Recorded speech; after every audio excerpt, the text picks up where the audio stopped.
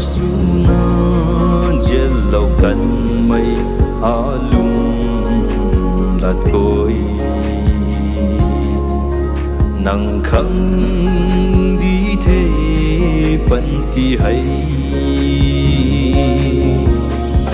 bận thì khăng su na cả lại là ghê trên mây nắng ta ai bận thì khâu trên mây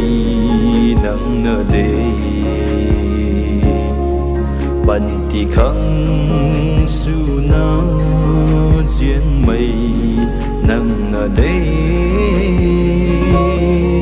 nắng hay áo muốn bụi su ni thế trên mây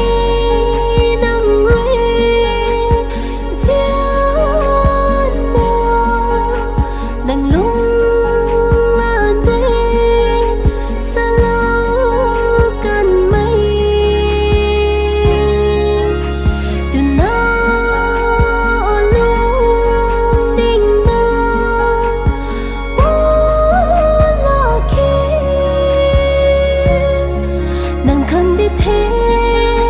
ai xiang bầm mây ở bên tí hay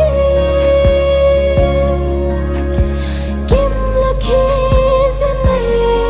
nắng lung lan gửi hay bên tí không xứ nào diện như thế.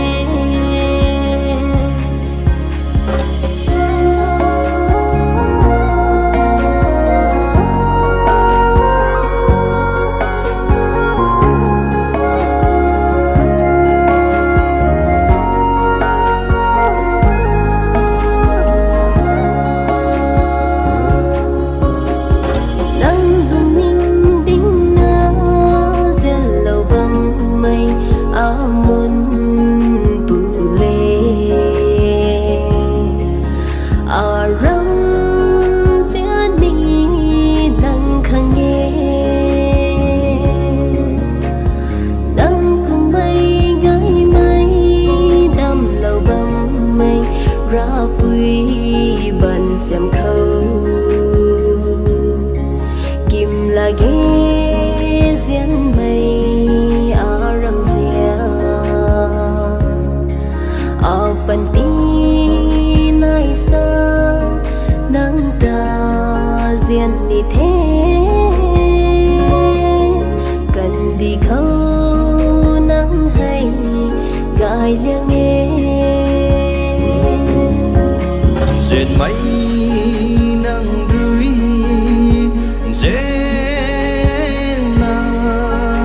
nắng đúng lạt gói xa lâu cần mây hình gà na lung đinh na ba là khê nắng khăng đi thế ai xiang bầm mây à bận thì hay kim là khê diễn mây nắng lung lan đôi ấy bận thì khăng su na dện ni thế hay bận thì khăng su na